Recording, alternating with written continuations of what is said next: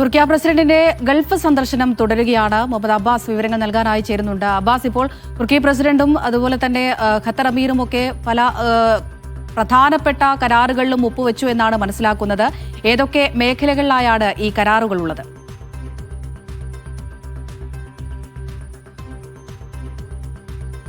മൂന്ന് രാഷ്ട്രങ്ങളിലെ ഗൾഫ് രാഷ്ട്രങ്ങളിലെ സന്ദർശനത്തിന് വേണ്ടിയിട്ടാണ് തുർക്കി പ്രസിഡന്റ് റജബ് തൊയ്യിബ് ഉർദുഗാൻ ഗൾഫ് മേഖലയിലെത്തിയത്. ആദ്യത്തെ സന്ദർശനം കുവൈത്തിലായിരുന്നു. അതിനുശേഷമാണ് ഇന്ന് ഖത്തറിലെത്തിയത്. ഖത്തറിൽ അദ്ദേഹത്തെ തുർക്കി പ്രസിഡന്റിനെ ഖത്തർ അമീർ സ്വീകരിച്ചു. അമീരി ദിവാനിൽ അദ്ദേഹത്തിന് വിരുന്നു കൊടുത്തു എന്ന് മാത്രമല്ല, വളരെ പ്രധാനപ്പെട്ട കാര്യം, വളരെ കുറച്ച് കാലങ്ങളായി നടന്നുകൊണ്ടിരിക്കുന്ന ഹൈ ലെവൽ സ്ട്രാറ്റജിക് കമ്മിറ്റി മീറ്റിങ്ങുകൾ, ഇതിൻ്റെ 11ാമത്തെ മീറ്റിങ്ങിലാണ് തുർക്കിയും ഖത്തറും തമ്മിൽ 3 സ്ട്രാറ്റജിക് കരാറുകളിൽ ഒപ്പുവെച്ചത്. പ്രധാനമായിട്ട് 3 കരാറുകളിലാണ്. ഒന്ന് പ്രതിരോധ മേഖലയുമായി ബന്ധപ്പെട്ടാണ്, 2 വ്യാപാര വാണിജ്യവുമായി ബന്ധപ്പെട്ടാണ്, 3ാമത്തത് സ്ട്രാറ്റജിക് പ്ലാനിങ്ങുമായി ബന്ധപ്പെട്ടാണ്. ഇങ്ങനെ 3 കരാറുകളാണ് പ്രധാനമായിട്ടും ഈ 2 രാജ്യങ്ങളും ഒപ്പുവെച്ചിട്ടുള്ളത്. ഇതിൽ പ്രതിരോധ മേഖലയിലേക്ക് വരുമ്പോൾ പ്രതിരോധ ഗവേഷണം, അതുപോലെ പ്രതിരോധ നിർമ്മാണം, അതുപോലെ സാങ്കേതിക കൈമാറ്റം, സിസ്റ്റം ഇൻ്റഗ്രേഷൻ തുടങ്ങിയ വിഷയങ്ങളിലാണ് പ്രതിരോധ കരാറുകളുള്ളത്. ഇതിൻ്റെ ഒരു ഡീറ്റെയിൽ ആയിട്ടുള്ള നോട്ട്സ് നമുക്ക് ലഭ്യമല്ല.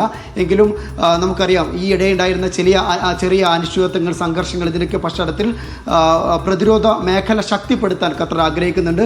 US-ഉമായൊക്കെ വലിയൊരു ഡിഫൻസ് പാക്ടിനെ കുറിച്ച് ഖത്തർ ആലോചിച്ചുകൊണ്ടിരിക്കുന്നത്. ഈ ഘട്ടത്തിലാണ് ഈ മേഖലയിലെ ഒരു പ്രധാന രാഷ്ട്രമായിട്ടുള്ള തുർക്കിയുമായി ഖത്തർ കൂടുതൽ അടുക്കുന്നത്.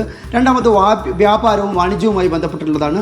ഈ trade and economic partnership agreement, TEPA എന്ന് പറയുന്നൊരു കരാർ 2025 ഓഗസ്റ്റ് മുതൽ ഇരു രാഷ്ട്രങ്ങളും തമ്മിൽ നിലവിലുണ്ട്. അതൊന്നുകൂടി ദൃഢപ്പെടുത്തുക, ബലപ്പെടുത്തുക എന്നുള്ള മെമ്മോറണ്ടമാണ് ഇരു രാഷ്ട്ര നേതാക്കളും ഒപ്പുവെച്ചിട്ടുള്ളത്.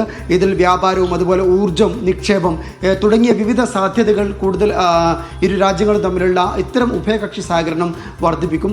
ഖത്തറിൽ ഏകദേശം 700-ലേറെ തുർക്കി കമ്പനികൾ ജോലി പ്രവർത്തിക്കുന്നുണ്ട് എന്നാണ് കണക്കുകൾ.